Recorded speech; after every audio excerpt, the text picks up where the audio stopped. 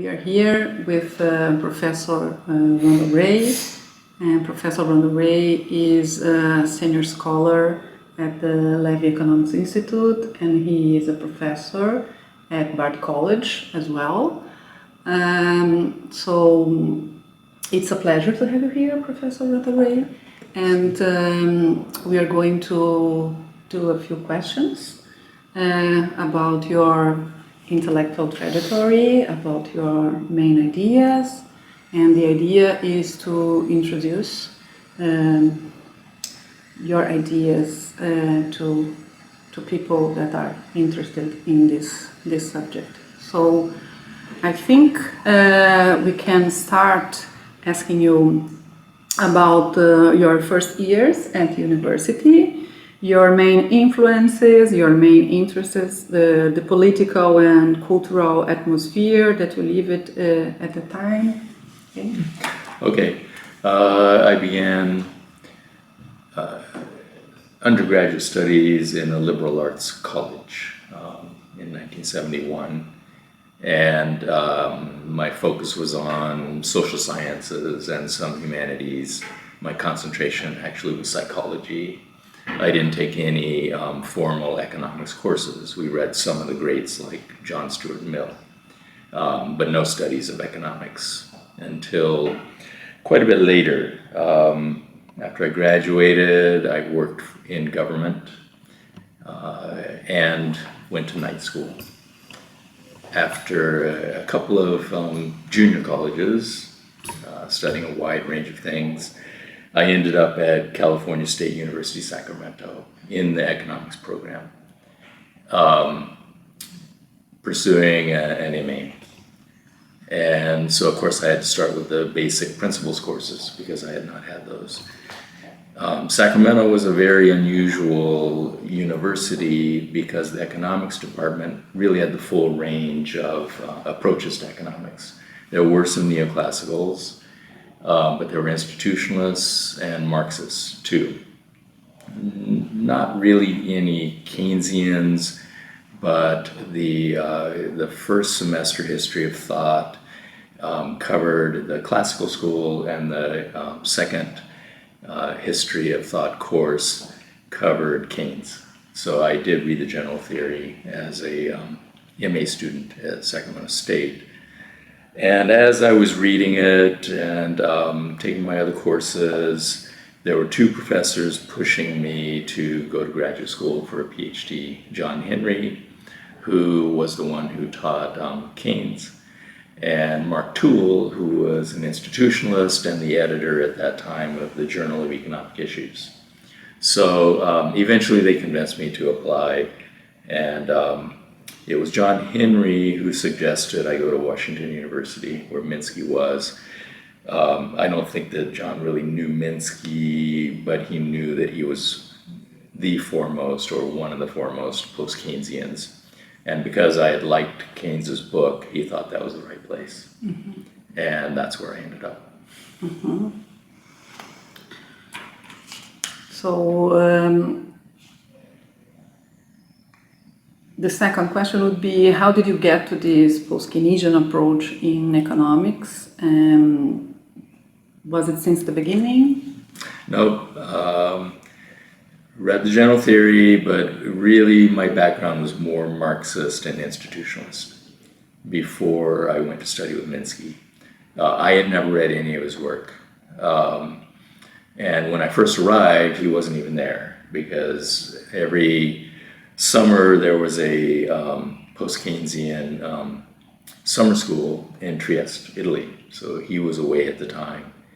And Steve Fazzari was teaching his course until he returned. It was a course called, I think it was Keynesian economics, not post-Keynesian. But Steve started off with sort of a general overview of what post-Keynesian economics was all about, and introduced us to, again, for me, to the general theory. And then Minsky arrived about in the third week of classes, so that's when I first met him. In the year of? That was early 80s. Early 80s. Yeah, early 80s. it might have been about 82 or 83. And because I had done work in Sacramento, especially in history of thought, economic history, I was able to go quickly through the program at Washington University. Basically 2 years. I was done with everything except the dissertation. And so in about the middle of my second year, I was planning ahead, and I had found out about the Fulbright program for dissertation studies. And I had somehow come across Kregel's work, Jan Kregel. His earlier work that was basically the Neo-Ricardian tradition, his early books. And at that time, I was very interested in Neo-Ricardian economics. There were similarities to what I had studied at Sacramento, the Marxist studies. So that's what I thought I wanted to do for my dissertation. And I sort of secretly had written to Kregel and asked if I could come. At that time, he was in the Netherlands. And I suppose that Kregel told Minsky. And Minsky called me into his office, and he said, I know Kregel. He said he thought it was a good idea. He said, here, I'll call him up. I have no idea what time it was in the Netherlands, but he called him up. And we talked on the phone, and he said that he would be glad to do it, but the problem was he was moving to Italy. I had already started taking Dutch in preparation. And so for me, it was really a letdown. I didn't know much about Italy. I didn't want to learn another language. And after we hung up, Minsky started trying to convince me I had to go. Minsky loved Italy. And so for him, this was a big improvement over where I would be going. So anyway, I applied for the Fulbright. Minsky and I started taking Italian together. I took my third year, I took Italian 2 semesters. Minsky went through the first, struggled through the first. And at the end of the third year, I went to Bologna to write my dissertation. To work with Jan Kregel? Yes. Okay. And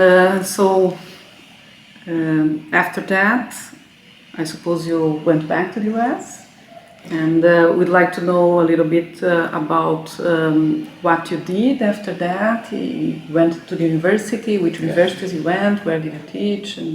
Okay, well, the second disappointment I got when I arrived, I had proposed my dissertation, and it really, to put it very briefly, it was to put money into the surplus approach. And the department allowed me to do it. The department was very orthodox, except for Minsky and Fazari. But they passed it. They were going to let me do it. And when I got there, Kregel said, I don't do that stuff anymore. So that was a bit of a disappointment. But I continued. I wrote a draft. By spring, I sent it to Minsky, and he came over to Siena. And I went down to Siena to meet him. He was a visiting professor for a while there. And he had marked every page with red. And Minsky never did this. After his death, I went through his papers. Many people would send him manuscripts. He would mark up the first page, maybe the second page, and then put it back in the drawer. My dissertation, he marked up the whole thing, and he said, this will be too difficult to get through the department. He said, you have one chapter in here, you should extend that into a dissertation. That chapter was endogenous money. And so that's what I did.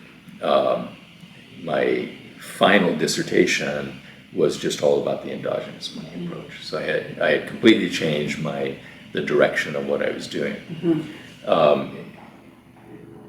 Not long after that, I think it was after, it could have been before, I got a job offer from University of Denver. It was 80. This is spring of '87. So you finished your dissertation and then... No, I didn't finish my dissertation because I had to write a new one. Okay. It was about the same time that I was meeting with Minsky, I got the job offer. Okay. So I was going to University of Denver, and I wrote the dissertation basically over the January break, January of '88. And Edward Elgar had just broken away from whichever publisher he was with and started his own company. And he wanted to see my dissertation. I think that Jan had told him about it. And as soon as I finished the dissertation, I was revising it for the first book, which came out in 1990. So I taught at University of Denver in a thoroughly heterodox department. David Levine was the one who had hired me, and his last act as the chair of this department was to move out. And everyone else had resigned from the department. So there were 3 young faculty, all of us heterodox, that sort of could cover history of thought and economic history, microeconomics and macroeconomics, just 3 of us. We restarted the department as a heterodox department.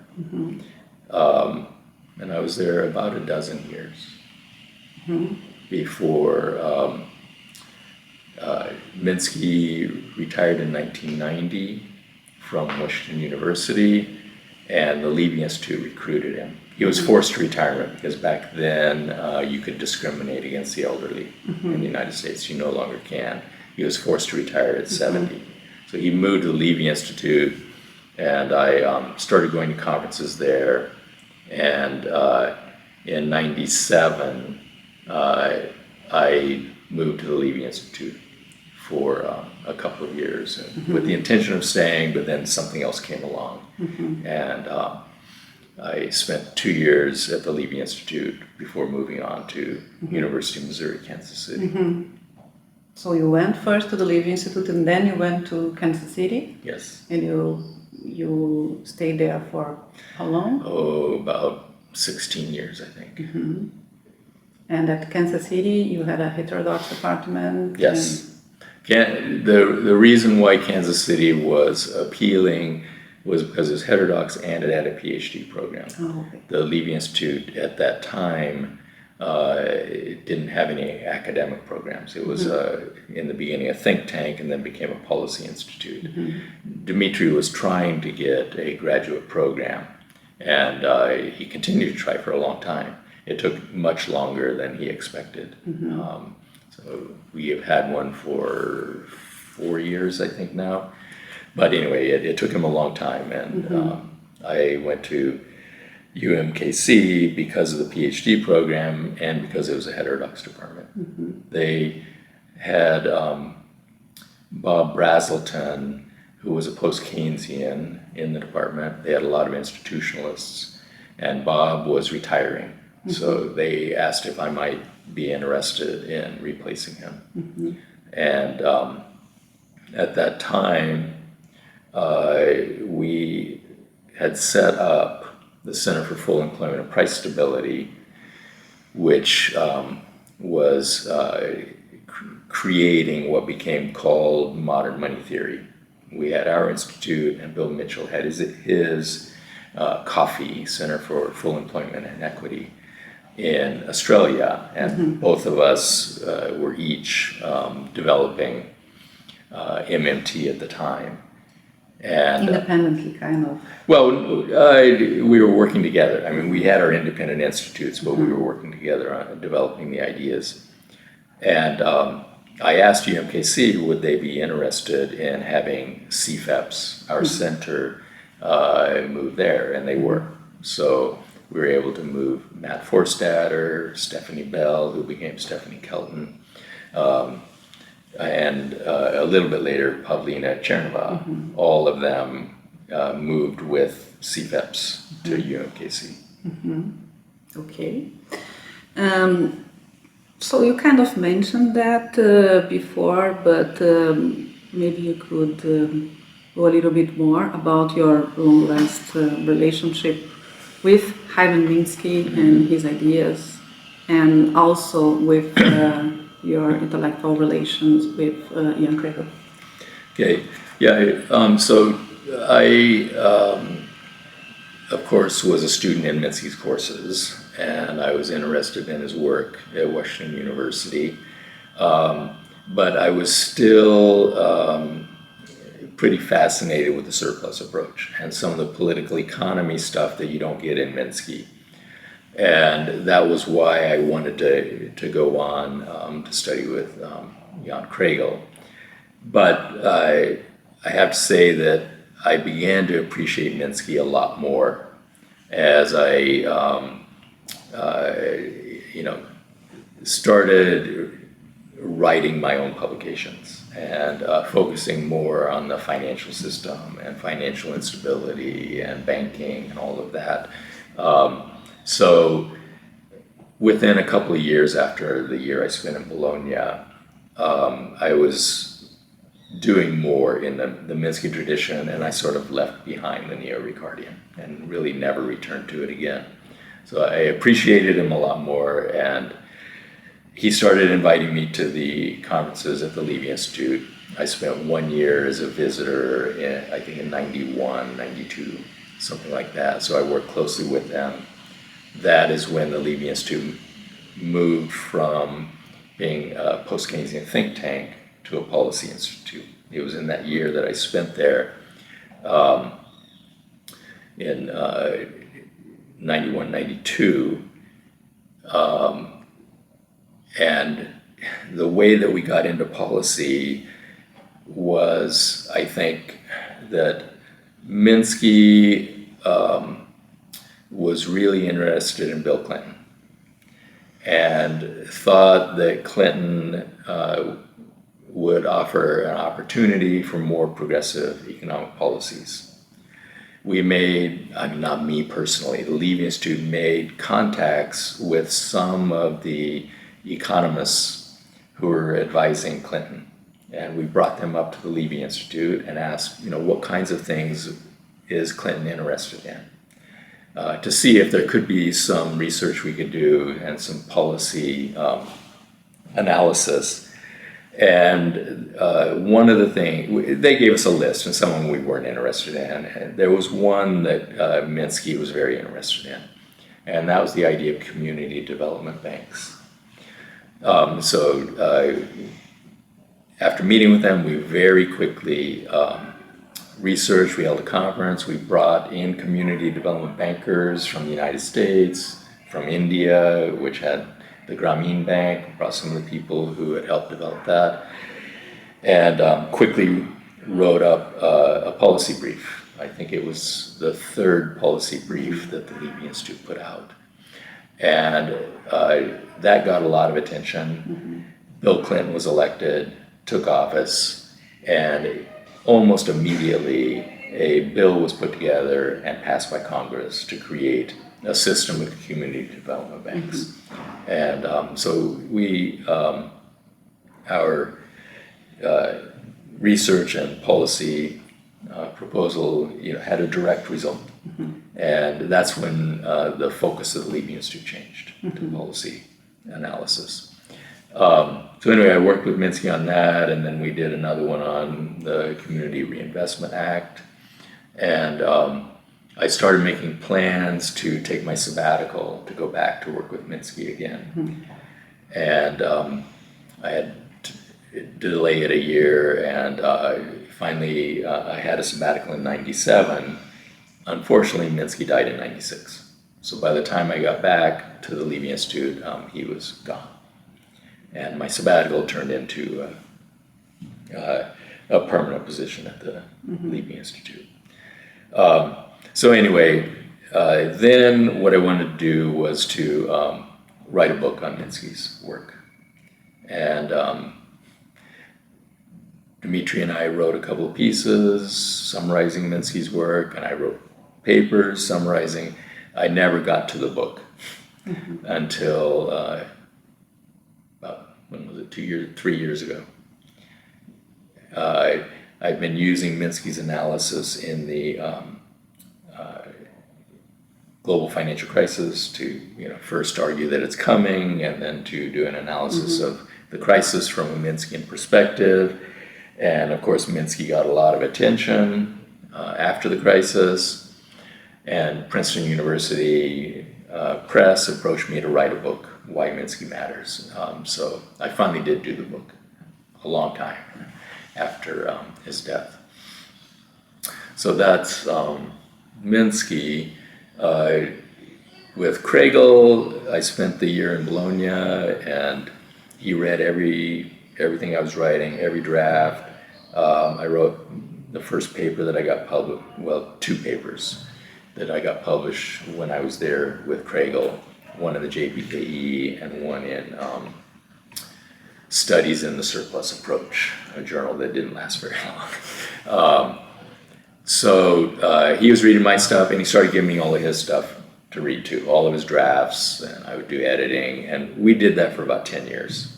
I read everything he wrote, he read everything I wrote, and we commented on each other's work. So from Bologna on, we were always sharing, working together. And after I went to the Levy Institute, I kept trying to get him more involved, and eventually he moved to the Levy Institute too. Okay, so talking about the Levy Institute a bit more, I think you have mentioned, but anyway, if you could explain in more details of the characteristics of your institution, main goals, main activities. We know also that you have a kind of very prestigious summer school that you do every year, and you're also would like you to explain a bit more about your strong emphasis in proposing policies. Mm-hmm. Well, the Levy Institute, beginning in the 90s, became a policy institute, and it doesn't take any particular point of view. So if you go to the website, you will see there's a long list of scholars who come from different perspectives. But a Minskyan perspective is very strong at the Levy Institute. When Godley also came to the Levy Institute in the early 90s, and so there's a very strong Godleyan tradition too. So sectoral balances from the Godley followers, and financial instability, as well as job guarantee from Minsky.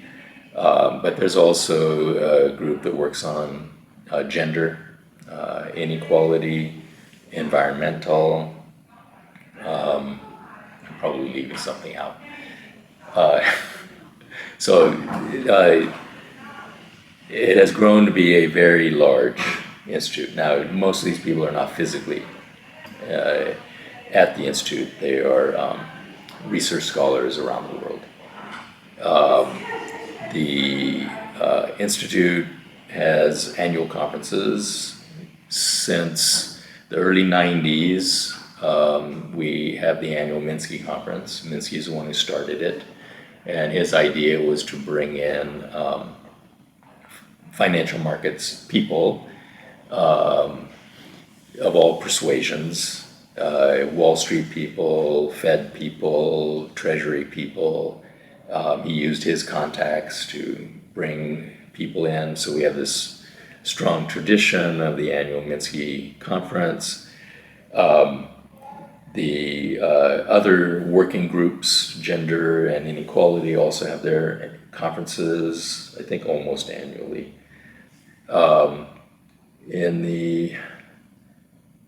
I think the first summer school we had was in the late 90s, I believe, and I think it actually was an institutionalist summer school. AFI, the Association for Evolutionary Economics, had this idea of having a summer school for students interested in institutional economics. And we held one of those. After I moved to UMKC, we held another one at UMKC. The next thing was the Post-Keynesian conference that had been held in Trieste, moved to Knoxville, where Paul Davidson was, and after a while, Davidson was having trouble getting enough money. CFEPS helped to fund it at Knoxville for a while, and then that moved to Kansas City, and we started having a summer school, I think right before the conference. In Kansas City. In Kansas City. This was every other year. So that summer school started there, and then we no longer had enough finance to continue to do that, because summer schools are expensive because students don't have much money, and so you have to help support them. And I think that in discussions with Dimitri and Jan, after we ended our summer school, we decided to have a summer school at the Levy Institute, and it would focus on Minsky. So it was sort of a transition in place from Tennessee, Kansas City, Levy, and also focus. So no longer focusing on Post-Keynesian broadly, but focusing on Minsky, but also Godley with sectoral balances. So that now has become an annual event. I think we've had 5, 6, can't remember the number, something like that. Okay. So now I'd like you to develop a little bit about MMT, connections of MMT with Post-Keynesianism in a broader sense, and how do you see the MMT inside this approach? And okay, well, MMT definitely came out of post-Keynesian thought. In the early 90s, there was an online discussion group, PKT, Post-Keynesian Thought Discussion Group. I don't remember the exact years, but sometime in the early 90s this started. It was one of the first discussion groups. Most of the well-known post-Keynesians were on this. Paul Davidson definitely was very active on this. There were Brazilians all over the world. And it had been going on, and we were discussing the typical post-Keynesian things and having debates among post-Keynesians. And also people like Gentes, so not narrowly defined post-Keynesian, more of a Marxist tradition. So debates and discussion and so on. And this guy named Warren Mosler showed up on the list. Now, I at the time, I didn't know how he had come across, but after I got to know him, he explained that he had written this pamphlet, Soft Currency Economics, and somehow he'd come in contact with Arthur Laffer of Laffer Curve.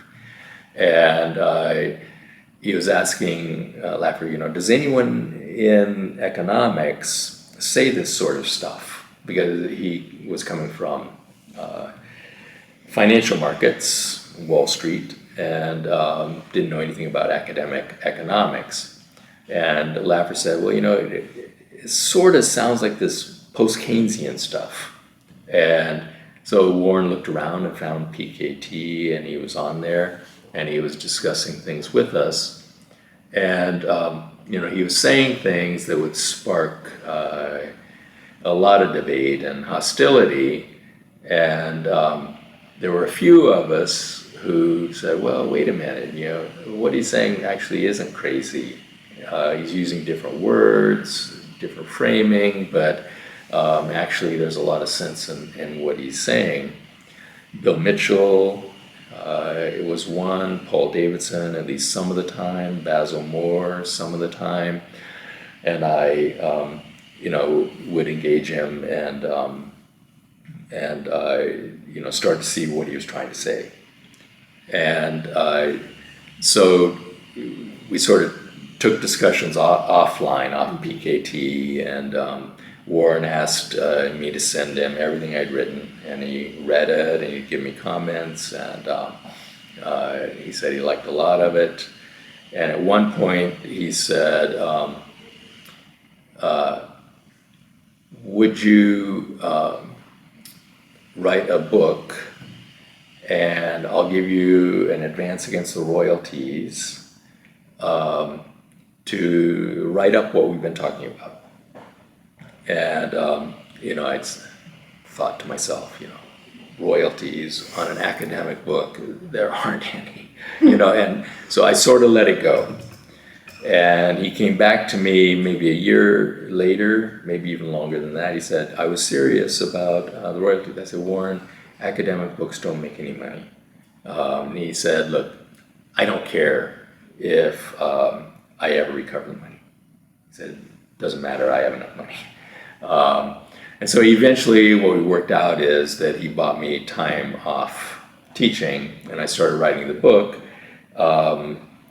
probably around 1995.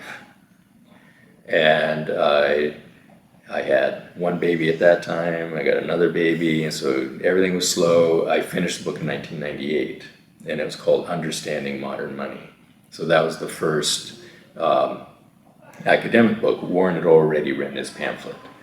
But it was the first academic book on this new approach. Well, not new.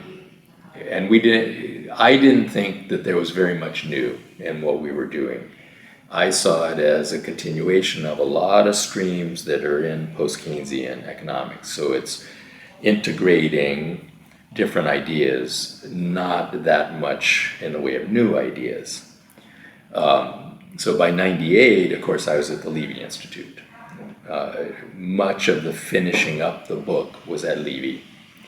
And Matt Forstater had come to Levy as a visitor on leave from his university.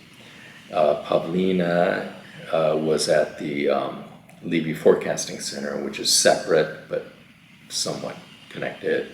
And Stephanie Bell had come as a visitor from Cambridge. She had pursued her master's at Cambridge, and she switched to the New School for a PhD. She was spending time at Levy. And then, of course, we also had Wynne Godley. And so I would circulate the drafts of the chapters to this group, and we would all discuss them. I also circulated everything to Warren, and he would send me comments. So as I was putting together the book, we sort of had a working group at the Levy Institute, including Wynne Godley. And the book came out in 98, and that was, we thought, going to be accepted by post-Keynesians. We didn't see ourselves as being outside post-Keynesians at all. We thought we were right in the middle of post-Keynesian thought. But most post-Keynesians didn't see it that way at all. So most of our critics were post-Keynesians. The institutionalists, by that time, all had their own discussion group. For the most part, they were okay with that book. My first book that came out of my dissertation was accepted by post-Keynesians. All the reviews are very favorable. I think everybody liked that book. Almost nobody liked the second book, Understanding Modern Money, at that time. So that was surprising to us, and so we were pushed out of post-Keynesian economics. It wasn't that we left post-Keynesian economics. So post-Keynesian said, no, that's something different. This is not post-Keynesian at all. It wasn't us. We were exiled by them. Now, gradually over time, I think that a good deal of what we say has been accepted. There are still some post-Keynesians who do nothing but criticize, but a lot of the ideas, I think, have been accepted. One of the things that Matt Forstater did was go back through the history of thought and show that what we're arguing has been argued for a couple hundred years, and many of the foremost institutionalists and post-Keynesians of the past have argued the same things that we've argued. I showed that you can find most of it in Keynes. So we're in that tradition, and it was puzzling that it wasn't accepted. Warren thought that not only would we conquer heterodoxy, but he thought within a couple of years orthodoxy would see that we were right too. So he always thought that it wouldn't be that hard to convince economists generally that what we were writing was correct. And Wall Street people, Warren knew Wall Street people, and he could say, government bond sales is just a reserve drain. And Wall Street people would understand what he's talking about because they were familiar with financial markets. So he would put together conferences where we would have a few economists and a lot of Wall Street people, and we would present modern money theory. And Warren thought that that was the way to policymakers, that Wall Street obviously has a lot of influence on policy making. He thought that we could convince them and we would have an avenue to policy making. I think that too was overly optimistic. I think maybe they understand what we're talking about, but politically they don't like some of it. And so that wasn't very influential. Academics, the mainstream did not get on board. That was not very successful. About 10 years ago, maybe a little bit longer than that, I was pretty frustrated. And I was thinking, maybe I ought to just go on to something else, go back to what I was doing before, because we're not making much progress, either with the theory or the main policy, the job guarantee. And then Bill Mitchell said that he was starting a blog. I said, what is that? And he told me, and I said, why would you want to waste your time doing that? But his blog took off. And then Stephanie created a blog, New Economic Perspectives, and that took off. And, we started reaching the non-academic audience, and we started getting lots of followers. It was the strangest thing. And you skip forward a few years, and it starts spreading outside the United States and Australia, where obviously with Bill writing, it was big in Australia, spreading to Europe, especially to Italy. Not only were there followers, there were activists. You start getting movements pushing MMT, especially in Italy. Warren Mosler could go and they would fill a soccer stadium. These are just regular people coming to hear Warren Mosler talk about MMT. So, it's clear that what happened was the blogs. And that just spread the ideas among the population, and then the media started saying, there's something going on here. And the media got interested, and we started showing up, full page in Washington Post and in other mainstream media. They started talking about modern money theory. And then Stephanie was selected by Bernie Sanders to work on the Congressional Budget Committee. Very important position for an economist. And then after that, to be his chief advisor when he was running for president, and she continues to give him economic advice. So then, of course, the media is even more interested. Here you have the most popular politician in America being advised by MMT. Everyone knows this now. So MMT is known by everybody in the United States in the media, that Bernie's being advised by someone who advocates MMT. So that has, made MMT, given it exposure that you really can't think of any other post-Keynesian ideas that have that kind of exposure. It's by far the best known, and the media does identify it as post-Keynesian.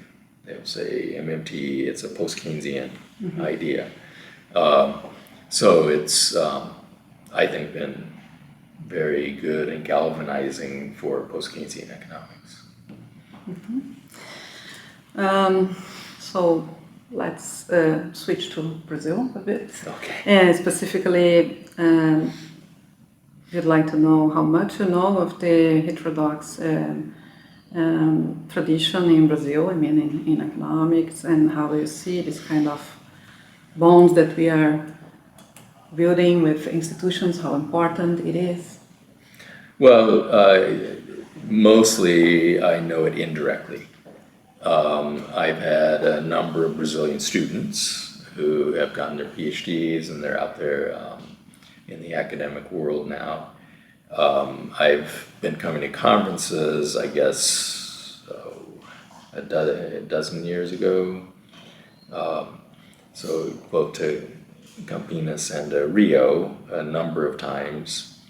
So I've met Brazilians there.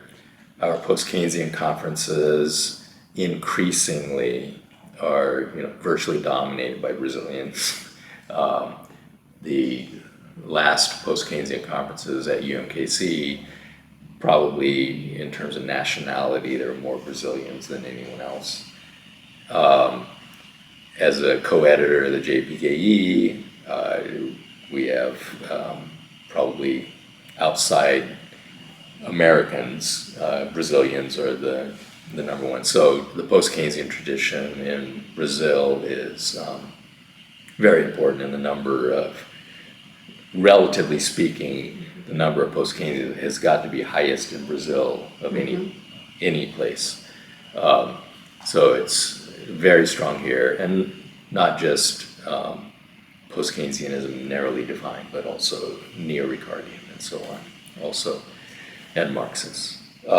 So there's I know it indirectly from all of these, from the paper submissions we get and from meeting people at conferences. I also had a Ford Foundation project, so I got to know Leonardo Berlamacchi very well, and we worked together for 4 years on this project for the Ford Foundation. Jan Kregel also had one, and his continued longer than that, so for another 2 or 3 years beyond the end of that. We were also working with Leonardo and having conferences, joint conferences with Minds in Rio. So a fair number of contacts. We've had visiting scholars from Brazil at Levy Institute. We have another one this year. So lots of contacts. And I know that Paul Davidson has had students, and I've known some of them really from the very beginning. When I first graduated, I knew Carvalho from the very beginning. He preceded me a little bit, but we're about the same age. And I knew him from the time I graduated the PhD. Okay. And he also taught at the Levy Institute with me. Okay.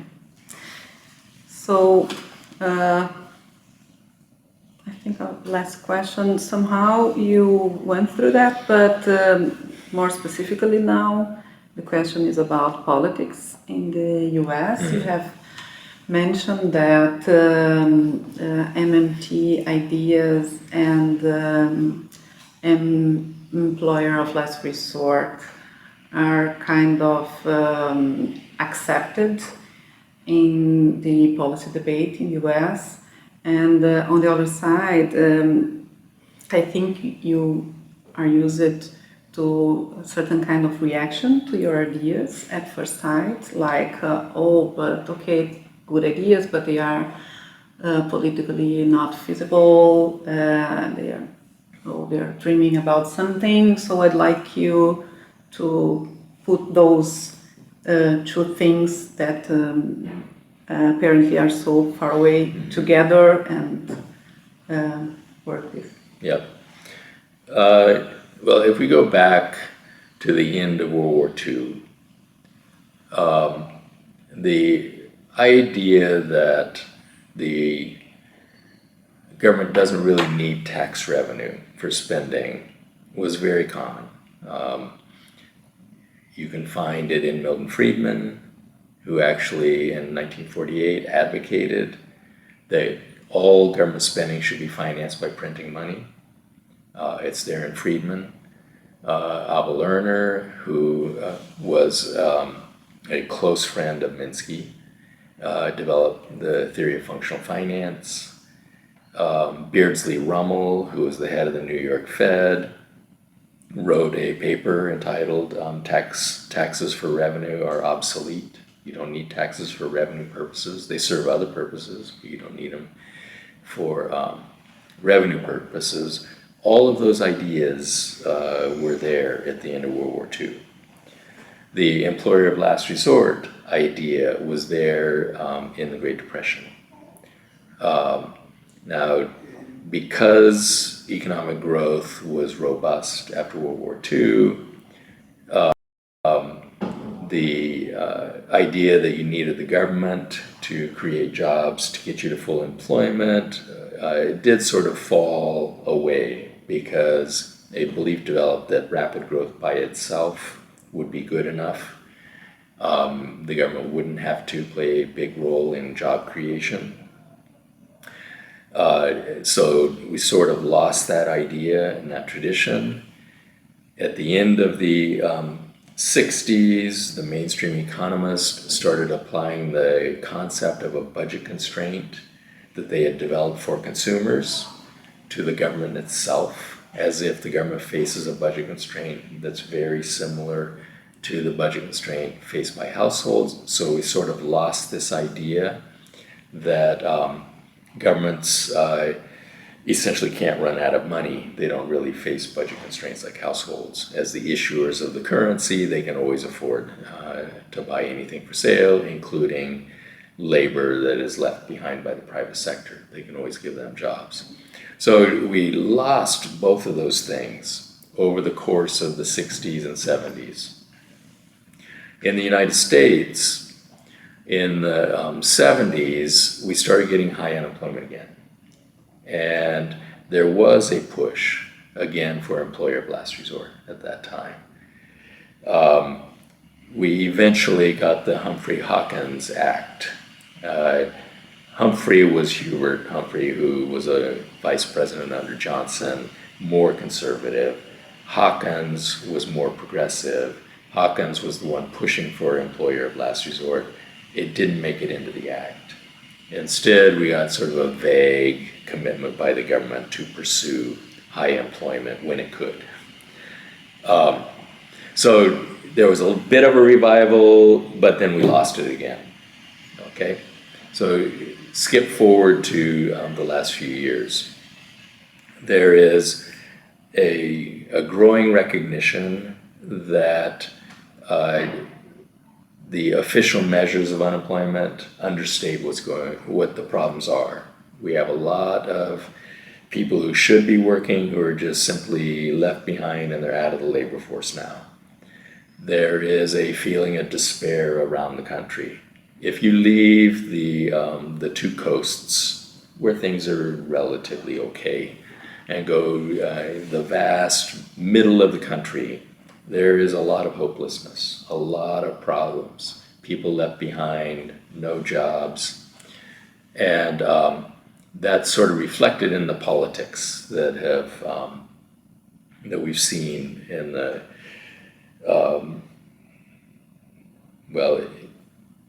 with a little bit of a reprieve in the bubble in the mid 2000s. But we saw it early in the 2000s, and we see it again. The politics, the population looking for more radical changes, and not seeing normal candidates who are concerned with their problems.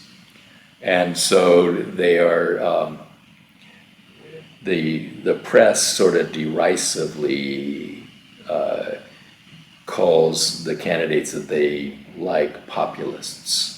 It's become a term that all it means is that, you know, the official media don't like these kind of politicians.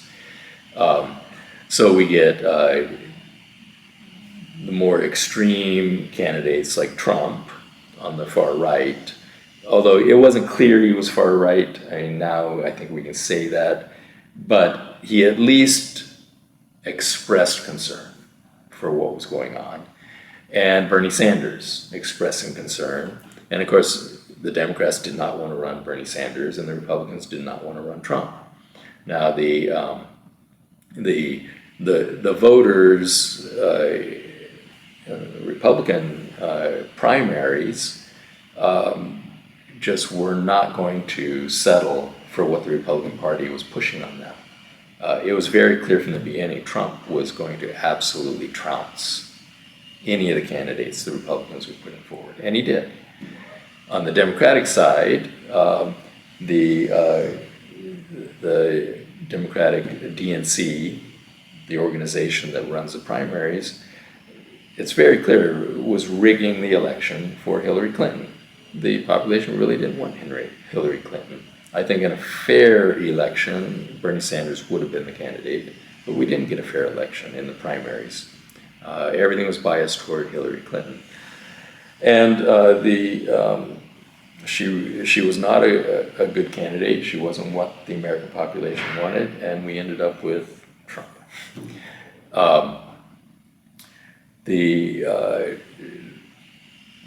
This very early campaign now has started for the next election. I think that unless something really bad happens, Trump will be the Republican candidate again. There's some possibility that the legal problems could curtail that. Otherwise, I think that he is most likely going to be the Republican candidate. We now have the early front runners who are paying more attention to the population and are starting to advocate policies that would help them. Student debt relief, which is a very big thing for, let's say, lower middle class to the middle of the middle class, is very important. Their kids are graduating from college with debt that is an extreme burden. We see a renewed push for a better healthcare system. I won't go into Obamacare, but it's a disaster. The complaints from the Republicans have some element of truth in them. It's not a good system, and it's not sustainable. So we need a replacement for that. We can't go back to what we had before Obamacare, so I'm not saying, let's go back to what we had. That also was completely unsustainable. We need something different.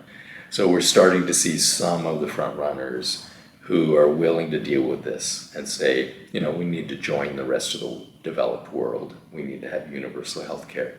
So that will grab the attention of the average voters in America. And then finally, in spite of the official statistics, some of the candidates are saying we have a severe unemployment problem that we can't fix through the normal ways we've tried to tackle these, like tax cuts for business. This is not going to do it. We have people being left behind. And it's going to take some direct employment program by the government. So I think at least 4 of the candidates have come out and endorsed the job guarantee. Exactly what they're endorsing in some cases is not clear, and in some cases it's a very small step in the right direction. Some of them are advocating a pilot program to see if it works. We don't need a pilot program to see whether, giving people jobs actually improves things. Okay, it's obvious that it will. So I think there's a very good chance that a candidate who endorses these kinds of things will be able to take the primary and be the Democratic candidate. And if so, the Democrats will have a very good chance. Now, if it turns out I'm wrong and we get another candidate like Hillary Clinton who opposes all of these things, then the Democrats will be in very big trouble again. And it's not out of the question that we'll get another 4 years of Trump, if he can survive. Survive, I mean the legal attacks. And age is a bit of a problem. He's getting up there in age. Everyone wants to know, will Bernie Sanders run? I have no more information than anyone else, but he looks like somebody who is probably running. And although he's up there in age too, there is no sign at all that he is slowing down. He is as active as he was during the campaign. He's out there fighting every day for these ideas, and he conceivably could be the candidate. If he's the candidate, I have virtually no doubt that he will win. Okay, so thank you once more, Professor. Okay, thanks. Being here.